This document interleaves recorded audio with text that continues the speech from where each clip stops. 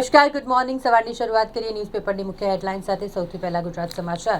ઈરાનના ખર્ગ ટાપુ crude oil કબજે કરવા માટે ડોનાલ્ડ ટ્રમ્પે ધમકી આપી છે. વેનેઝુએલા પછી હવે ઈરાનના 290 વર્ષ જેટલો સમય ચાલે એટલા ક્રૂડ ઓઇલના જથ્થા પર અમેરિકાની નજર છે. ડોલર સામે રૂપિયાએ 95ની સપાટી ગુમાવી છે. ઇન્ટ્રા ડે 95.24ના તળિયે પહોંચ્યો. દિલ્હીમાંથી તોયબાનો આતંકી શાબિર લોન ઝડપાયો છે. 5 દિવસના રિમાન્ડ પર છે. આઈએસના ઇશારે હુમલાની ફિરાકમાં હતો.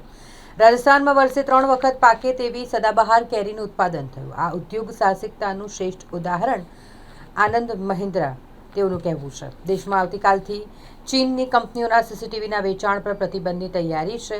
હિકવિઝન, ડેહુઆ અને ટીપી-લિંક જેવી મોટી કંપનીઓને અસર થવાની શક્યતા છે. સીસીટીવી વેચતી કંપનીઓ માટે સ્ટાન્ડર્ડાઇઝેશન, ટેસ્ટિંગ, ક્વોલિટી સર્ટિફિકેટ ફરજિયાત થતાં ચીની કંપનીઓને મોટો ફટકો પડશે. ઈરાન યુદ્ધના કારણે ઉર્જા પછી ડેટા કટોકટીની પણ સંભાવના. મધ્ય પૂર્વમાં ચાલતા યુદ્ધમાં નવી ચિંતા ઊભી થઈ છે. હુથીઓ ધમકીનું પાલન કરશે તો વિશ્વમાં ઇન્ટરનેટ બ્લેકઆઉટ છવાઈ શકે છે. અમદાવાદ મેડિકલ કોલેજના આસિસ્ટન્ટ પ્રોફેસરે લાલચમાં 70 લાખ રૂપિયા ગુમાવી દીધા. ભણેલા ગણેલા સાયબર ક્રાઇમનો સૌથી મોટો ટાર્ગેટ બને છે. ફરી પ્રાઇમસ કાર્ડ આવશે. કેરોસીન પહેલાં સાવ બંધ કર્યું, હવે પંપોથી અપાશે, પરંતુ સ્ટવ ક્યાં છે? એક મોટો પ્રશ્ન છે. હુકમ છતાં નિર્ણય નહીં લેવાતા સુપ્રીમ કોર્ટે ગુજરાત સરકારની ઝાટકડી કાઢી. કેદીઓની મુદત પહેલા મુક્તિ અંગેની નીતિનું કડક ફરજિયાત પાલન નથી થતું તેવું કહ્યું. નંદેસરીમાં દારૂનું કટિંગ ચાલી રહ્યું હતું, જ્યાં એસએમસીની ટીમે દરોડો પાડ્યો. 1.40 કરોડનો મુદ્દામાલ કબજે કરવામાં આવ્યો છે. એલપીજી અછતની આડઅસર. ભોજનની થાળીના ભાવમાં 20થી 30 રૂપિયાનો વધારો થયો છે. સોફ્ટવેર એન્જિનિયરોનો ગળો ફાંસો ખાઈને આપઘાત. વોન્ટેડ ગુનેગારનું છડેચોક નેટવર્ક. એસએમસી હવે પોતે જ આ મામલે તપાસ કરશે. હરણી રોડ નાગેશ્વર મંદિર પાછળ સ્કૂલ પાસેની ખુલ્લી ગટરમાં એક ગાય ખાબકી જતા ગાયનું રેસ્ક્યુ કરવામાં આવ્યું. રાજ્યમાં ચૂંટણીનો ધમધમાટ શરૂ થઈ ગયો છે. ભાજપની ઝોન બેઠકમાં સૂચના આપવામાં આવી. ટિકિટ મેળવવા લોબિંગ વચ્ચે કાલથી ભાજપની સેન્સ પ્રક્રિયા શરૂ થશે. પશ્ચિમ બંગાળ ચૂંટણીના પરિણામ પૂર્વે ગુજરાતની મહાનગરપાલિકાઓનું પરિણામ પણ જાહેર થવાની શક્યતા છે. મહીસાગર નદીમાં ડૂબી ગયેલા માંજલપુરના યુવાનની આખરે બીજા દિવસે લાશ મળી આવી. એક નજર દિવ્ય ભાસ્કરની મુખ્ય હેડલાઇન્સ પર. આવતીકાલથી વસ્તી ગણતરીનો પ્રારંભ થશે. 16મી વસ્તી ગણતરીના પહેલા તબક્કામાં 33 સવાલો આવરી લેવામાં આવ્યા છે. જીઓ મેપિંગથી ચોક્કસ સરનામું નોંધવામાં આવશે. કોઈ ઘર બાકી નહીં રહે. ગુજરાતની વિવિધ બેંકમાં રોકડની અછત. સુરતની બેંકે મેરઠથી પ્લેનમાં કેશ મંગાવ્યું. બેંકે મુંબઈથી 37 કરોડ તો બીજીએ 25 કરોડની રોકડ મંગાવી. અમદાવાદ સહિત રાજ્યના 6 શહેરને વાયા નવી મુંબઈ એરપોર્ટ દેશના 30 શહેર સાથે એર કનેક્ટિવિટી મળશે. ઇન્ડિગો આગામી 23 એપ્રિલથી નવી ફ્લાઇટ શરૂ કરશે. સપ્તાહની 700થી પણ વધુ ફ્લાઇટ છે.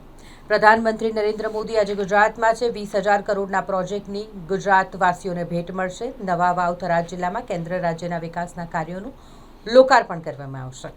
શેર માર્કેટ 2 વર્ષના તળિયે પહોંચી ગયું છે. સેન્સેક્સ 1,636 પોઈન્ટ તૂટ્યો, 72,000ની અંદર પહોંચ્યું. યુદ્ધમાં હવે પાણીમાં ભડકો. ખાડી વોટર પ્લાન્ટ પર હુમલો કરવામાં આવ્યો. 25% સપ્લાય પર જેની અસર થશે. કુવૈતના દોહા વોટર પ્લાન્ટ પર હુમલામાં એક ભારતીયનું મોત નીપજ્યું. પત્નીને પિયર તરફથી મળેલી સંપત્તિ પર પતિ કે સાસરાવાળાનો અધિકાર નથી, હાઈકોર્ટે આ કહ્યું છે. હુમલા માટે ભરતી કરનાર આઈટી આતંકવાદી શબ્બીરની ધરપકડ કરવામાં આવી છે. ગેસ જોડાણ મફત આપવાની વાતો વહેતી થતાં ગેસ ઓફિસે ટોળા જામી ગયા. એક જ દિવસમાં 400 અરજી થઈ ગઈ.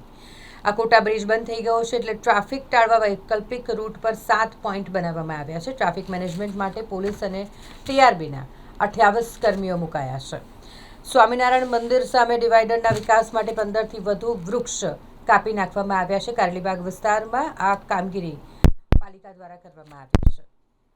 પાલિકા દ્વારા વાહનો મશીનરીમાં વપરાતા ડીઝલ પર 25%નો કાપ મૂકવામાં આવ્યો છે. યુદ્ધની સ્થિતિ વચ્ચે પાલિકાએ પાણી આવે તે પહેલાં પાળ બાંધી છે. 14 અધિકારીના વિભાગો બદલવામાં આવ્યા છે. પાલિકામાં ચૂંટણી પહેલાં વહીવટી સર્જરી કરવામાં આવી, જેમાં 14 અધિકારીના વિભાગ બદલાયા અને ઇજનેરના ખાતામાં ફેરબદલ કરાયો છે.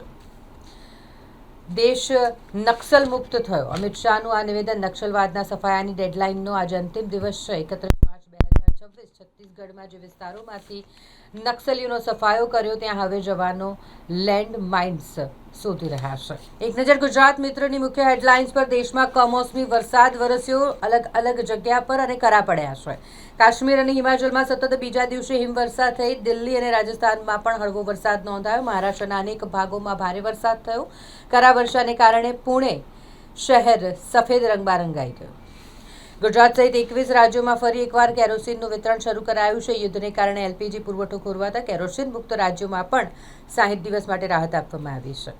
વસ્તી ગણતરી 2026નો આવતીકાલથી પ્રારંભ થશે. લિવ ઇન કપલ્સને પણ પરિણીત માનવામાં આવશે. સતત 8મા ક્વાર્ટરમાં નાની બચત યોજનાઓના વ્યાજદરો યથાવત. જાહેરનામા મુજબ લોકપ્રિય યોજનાઓના વ્યાજદરો જે જાહેર કરવામાં આવ્યા છે. જંગ અટકાવો અથવા તો વિનાશ વેઠો, ઈરાનને ડોનાલ્ડ ટ્રમ્પે અલ્ટિમેટમ આપ્યું છે. ક્યુબા અને રશિયન તેલ પુરવઠા સામે ટ્રમ્પને વાંધો નથી. ઇન્ડિગોએ સાંઘાઈ કોલકાતા ડાયરેક્ટ ફ્લાઇટ શરૂ કરી છે. ઈરાની નૌકાદળના વડા અલીરેઝા તાંગસીરીના મોતની પુષ્ટિ કરવામાં આવી. ખાતર ઉદ્યોગ પર યુદ્ધની અસર થઈ. ગેસના ભાવમાં 60% તોતિંગ ઉછાળો આવ્યો છે. દિલ્હીમાં પતિએ ગેસ સિલિન્ડરના ઘા ઝીકી પત્નીની હત્યા કરી નાખી. કુવૈતમાં ઈરાની હુમલામાં ભારતીય નાગરિકનું મોત નીપજ્યું છે. અહીં છૂટાછેડાની અનોખી ઉજવણી થાય છે. 9 કિલોમીટરની દંડવત યાત્રા. લગ્ન જીવનથી માનસિક રીતે પરેશાન યુવકે માતાના મંદિરમાં બાધા માની હતી અને 9 કિલોમીટર દંડવત યાત્રા કરી. રાજ્યમાં વન વિભાગના અધિકારીઓની મોટી બદલી થઈ. મધ્ય ગુજરાતમાં પણ તેના વ્યાપક ફેરફાર કરવામાં આવ્યા છે. વડોદરામાં ફતેગંજ વિસ્તારમાં આવેલી ફેમસ ગુપ્તા સમોસા સેન્ટર અને એ સહિત અલગ અલગ દુકાનો કે જ્યાંથી ખાદ્ય પદાર્થના 22 નમૂના ફેલ થયા છે. આરોગ્ય વિભાગે મોટી કાર્યવાહી કરી છે. એક નજર લોકસત્તા જનસત્તાની મુખ્ય હેડલાઇન્સ પર. ઈરાનનો ઇઝરાયલની સૌથી મોટી રિફાઇનરી પર મિસાઇલ હુમલામાં પાવર ગ્રીડને નુકસાન થયું છે. 19 માર્ચે ઈરાની હુમલાઓ દ્વારા આ સ્થળને નિશાન બનાવવામાં આવ્યું હતું. અફઘાનિસ્તાનમાં ભયંકર પૂર આવ્યું છે. ભૂસ્ખલન અને વાવાઝોડાએ તબાહી મચાવી છે. અત્યાર સુધી 17 લોકોના મોત નીપજ્યા છે. દેશના 34 પ્રાંતોમાંથી 13 પ્રાંતોમાં મુશળધાર વરસાદ અને પૂરને કારણે અસર થઈ છે. ભારતીય કોર્પોરેટ જગત અને બેન્કિંગ ક્ષેત્ર માટે મોટો સુધારો થયો. લોકસભામાં આઈબીસી સુધારા બિલ પસાર. નાદારી અરજીઓ 14 દિવસમાં જ સ્વીકારવામાં આવશે. ડિફોલ્ટ સાબિત થયા પછી વિલંબ માટે દંડ લાદવામાં આવશે. હવે આઈઓસી સંચાલિત પેટ્રોલ પંપ પર ગેસ સિલિન્ડર પણ મળશે. એલપીજી સંકટ વચ્ચે સરકારનો આ નિર્ણય. 5 કિલોગ્રામના નાના સિલિન્ડર ખરીદી શકાશે. ડીટીસીના બસ કંડક્ટરની કહાની. માત્ર 5 પૈસા રાખવાના આરોપ માટે 40 વર્ષ સુધી કેસ ચાલ્યો. કોર્ટનો ડીટીસીને 30,000 વળતર ચૂકવવા માટે આદેશ. મોટા આતંકી હુમલાનું કાવતરું નિષ્ફળ થયું છે. દિલ્હી બોર્ડર પરથી એક આતંકવાદીને ઝડપી પાડવામાં આવ્યો છે.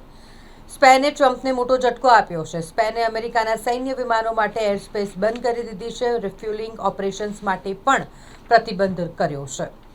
ભારત આવી રહેલા ઈરાની પ્લેનને યુએસએ નષ્ટ કર્યું. પશ્ચિમ બંગાળ વિધાનસભા ચૂંટણી પહેલા 267 અધિકારીની બદલી કરવામાં આવી.